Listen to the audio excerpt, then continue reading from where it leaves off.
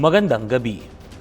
Sa nagpatuloy na Palaro 2025, nagpakita ng matatag na kompetisyon ang Humanities and Letters Cluster matapos makapagtala ng kabuuang 7 gold medals at 1 bronze medal sa medal point tally.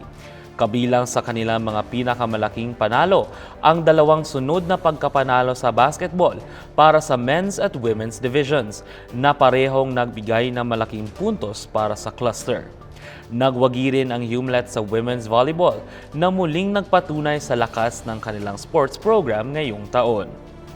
Hindi rin nagpahuli ang kanilang mga atleta sa iba pang sports.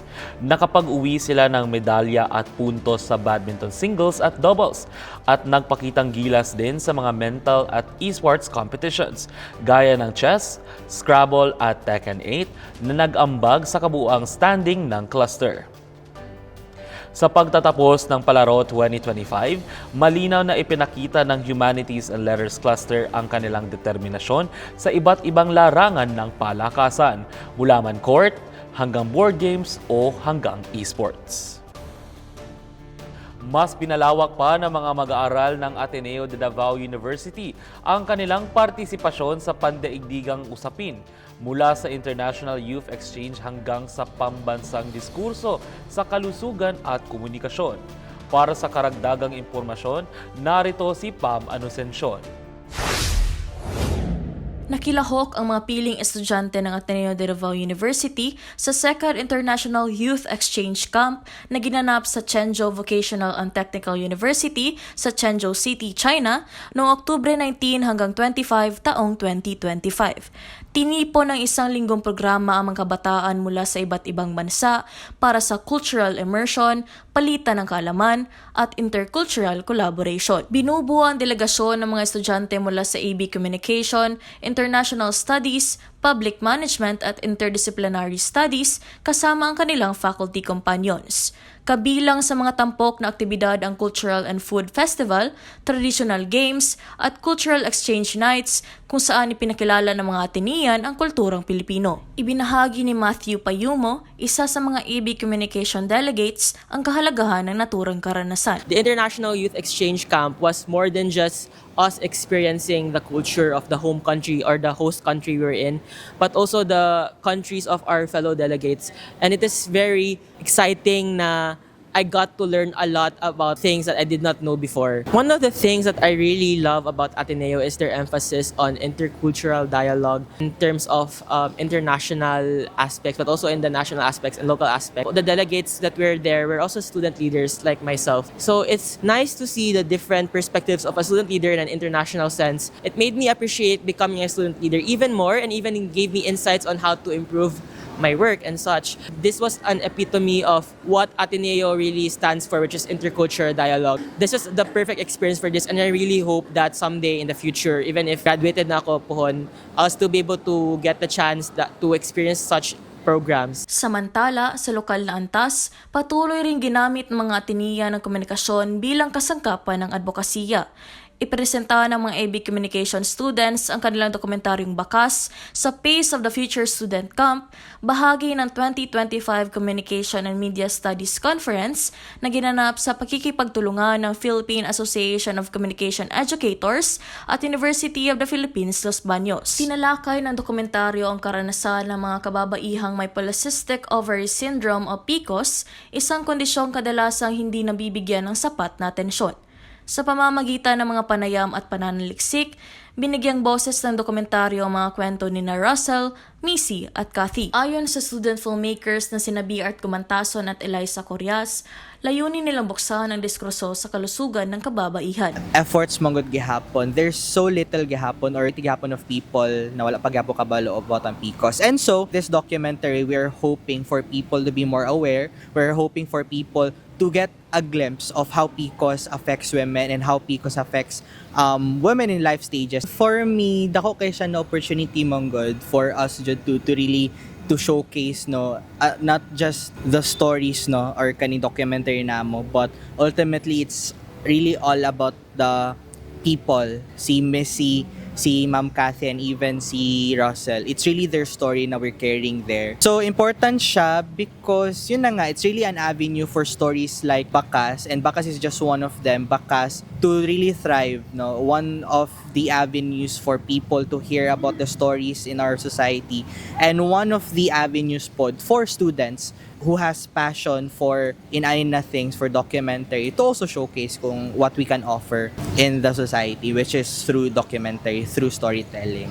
It's very important to have an avenue like PACE because there are a lot of unknown topics manggod like PCOS, and this could be a platform ba na to make the unknown known gani, because it's also a huge platform for education manggod.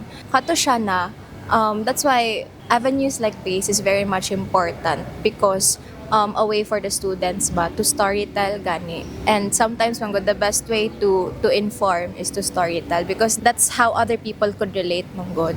So ayun siya. Mula sa pandaigdigang cultural exchange hanggang sa pambansang advokasya, pinatunayan ng mga mag-aaral ng Ateneo de Davao University ang mahalagang papel ng kabataan at komunikasyon sa pagbubuo ng mas mulat at makataong lipunan.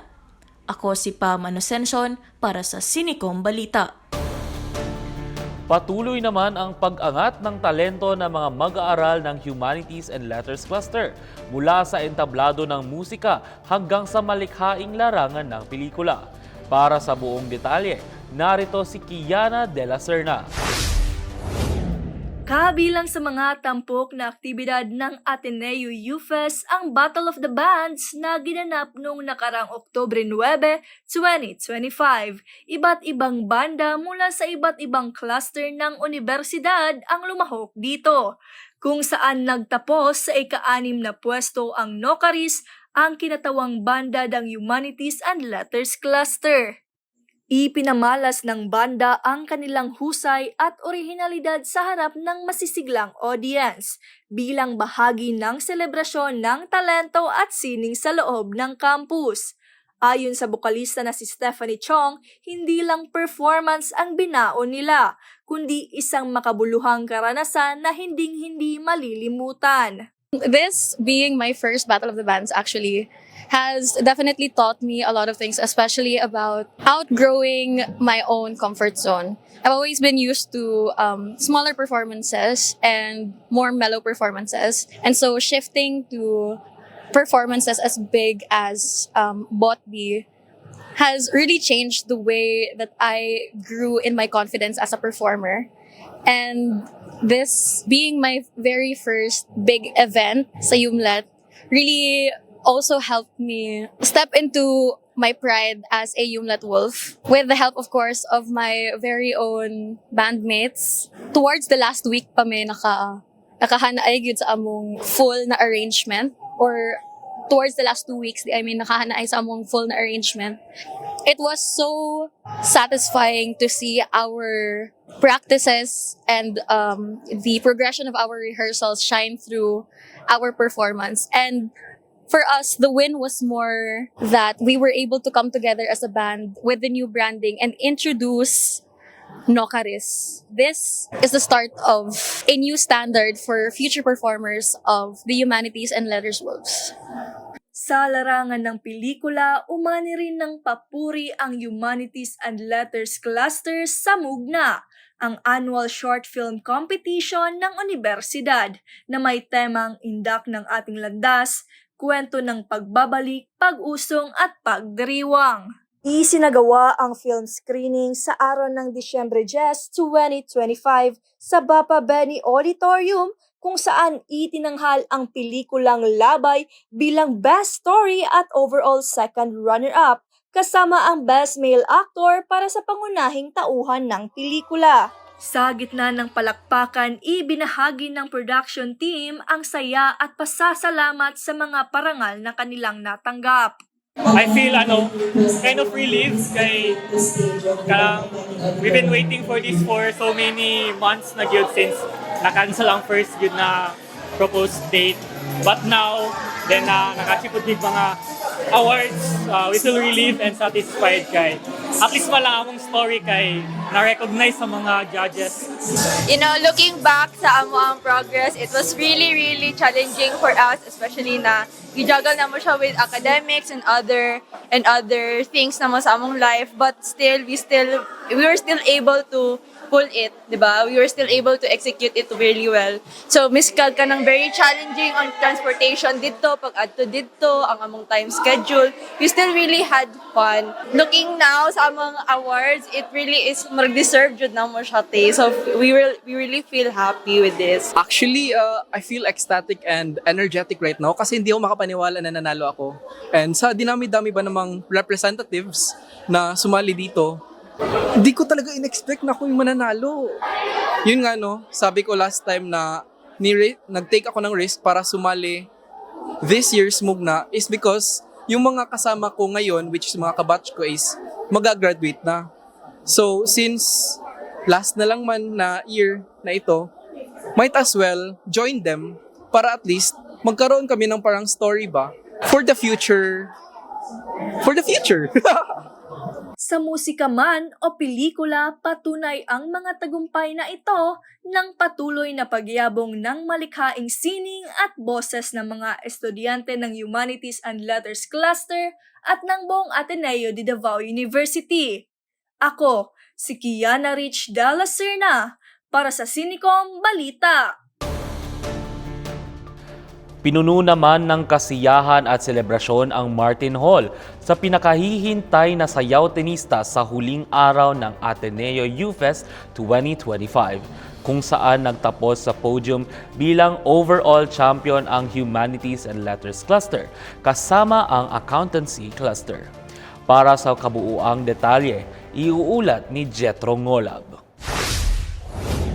Puspusan ang naging paghahanda ng bawat isa sa loob ng Martin Hall para sa pinakaabangang taunang Intercluster Dance Competition na Sayaw Tinista bilang bahagi ng selebrasyon ng Ateneo U-Fest 2025. 8 cluster ang magtatagisan ng kanilang husay upang ipakita ang kanilang galing sa koreografiya, disiplina at pagkamalikain sa sining ng pagsayaw. Sa pagsapit ng gabi, ramdam ang sigla ng mga estudyanteng nagnanais masaksihan ng iba't ibang konsepto, galaw at pagtatangal na inihandog ng mga mananayaw mula sa kani-kanilang cluster. Kasabay ng sigla ay ang tensyon at excitement sa mukha ng mga kalahok, bunga ng kanilang puspusang paghahanda para sa kompetisyon.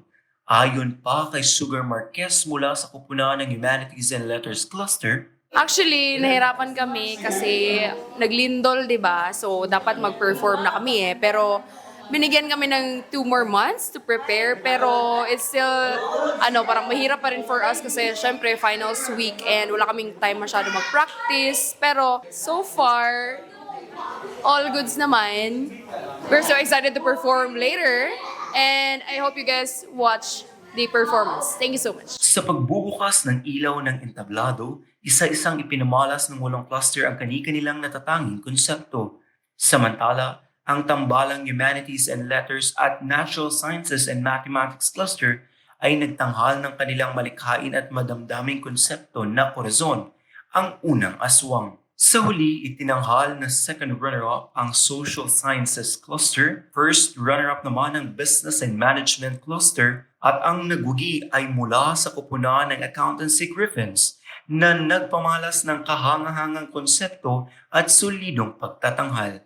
Matapos ang opisyal na resulta, nakapanayam natin si Gida Apostol, ang isang miyembro ng kupunan upang ibahagi ang kanyang karanasan sa kompetisyong ito. Una sa tanano, it was really unexpected yun kaayo, because for the past years, Humanities and Letters Cluster yun kay always gina sila sa last spot. But this year, nakuha jud mo ang 4th place, which is very overwhelming. My heart is so happy kayo guys. Labaw na sa akong mga kauban. Wala jud mi nag-expect atong result. Sa huli, naging emosyonal ang lahat ng inanunsyo ang Humanities and Letters Cluster bilang isa sa mga cluster na itinanghal bilang overall champion para sa Ateneo U-Fest 2025. Sa pagtatapos ng Sayaw Tinista 2025, napatunayan ng mga kalahok na ang tagumpay sa entablado ay hindi lamang nasusukat sa pagkapanalo, kundi sa pagmamahal sa sining. Mula rito sa Martin Hall, ako si Jetro Ngolab para sa Sinicom Balita.